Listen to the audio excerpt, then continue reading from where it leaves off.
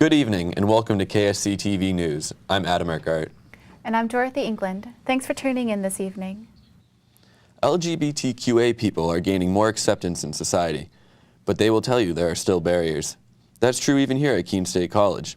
I went out recently to find out what's happening on campus to help cross those barriers.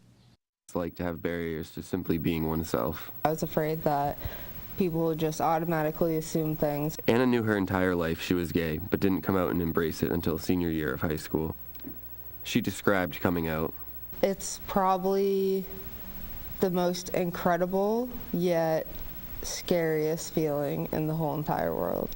She came out senior year when she became captain of her hockey team. Helping people like Anna is what Hunter does.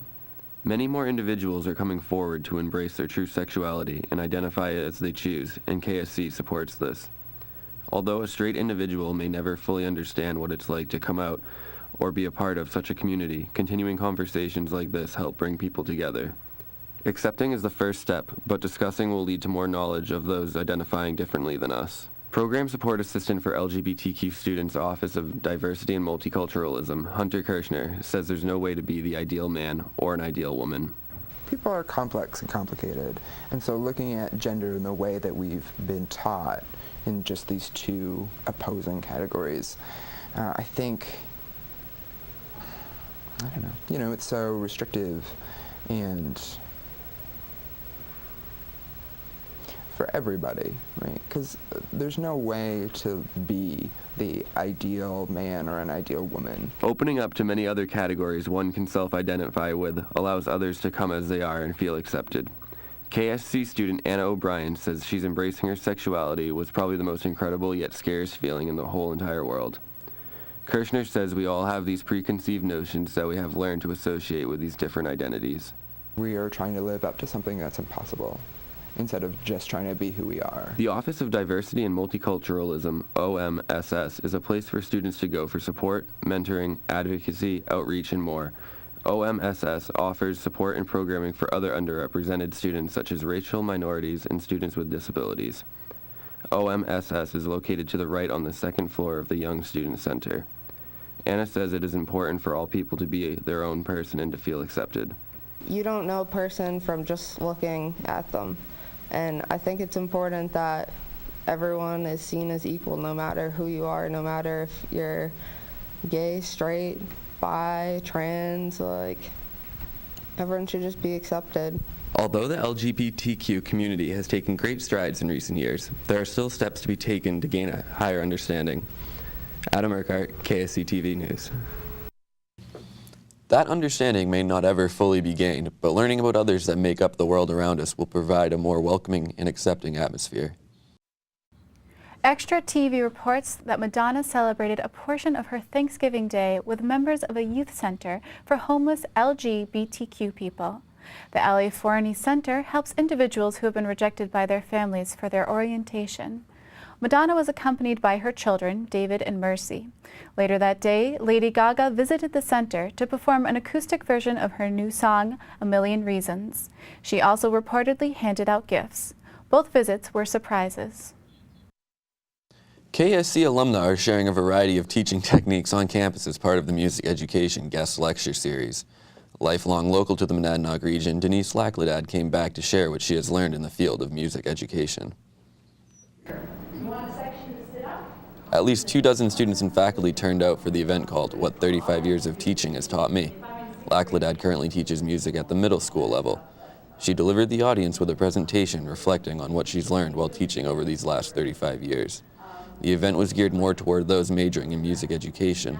However, other students involved with music may have found it beneficial. She discussed many different techniques she uses in the classroom before the event came to a close just after 3 p.m. A recent study on the pain reliever drug Celebrex shows that earlier assumptions it could cause heart attacks or strokes were wrong. National Public Radio reports that Celebrex usage doesn't pose any increased risk over other commonly used pain relievers. NPR reports that these concerns were based on Celebrex being similar to another drug, Vioxx. Vioxx was taken off the shelves in 2004 for contributing to health issues.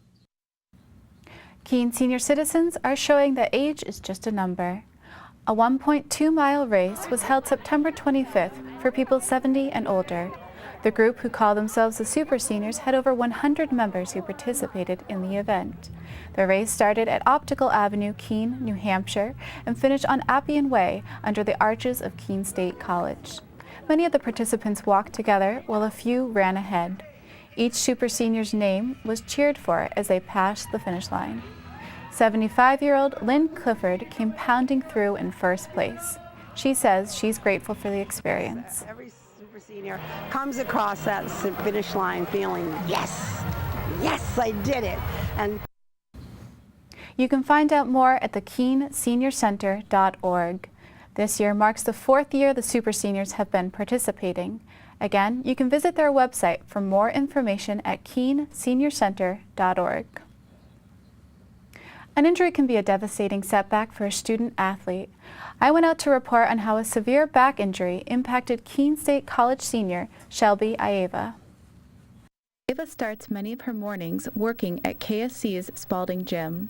She used to spend those early hours practicing on the dive team. Recently, however, an old injury has made a traumatic comeback. And then this year, the problem started coming back. But I went to the doctor and they figured out that I'm having a really bad muscle spasm, and that muscle spasm has caused me to have scoliosis, and it took the natural curvature out of my lower spine completely out. Injuries are common for many student athletes, but those injuries typically don't last very long. Aieva's back problems might last for life. Keene State College's Director of Athletics, Christine Kelly, says she's sympathetic to Aieva's situation. But an injury such as Shelby's, it kind of breaks my heart because I know how passionate she is about diving and wanting to really dive. And sometimes injuries happen that your body just can't sustain. And I would just love for her to still be able to be around the team, maybe help on a coaching aspect of it, because it still gives her that sense of involvement. Aieva's teammates still consider her a part of the team. KSC student and dive team athlete Dake Driscoll said it's frustrating. It's a bummer, but I think she should still be trying to work it out, and hopefully she can come back. The dive team only has 3 members, and with Shelby Aieva out on injury, the team struggles to get those extra points. However, they are still very much supportive and still consider her part of the team. Dorothy England, KSC Broadcast. Student athletes who struggle with injuries are recommended to speak with a coach about it. That's all for this edition of KSC TV. Thanks for tuning in. We'll be back next week at this same time. We'll see you then, and have a good evening.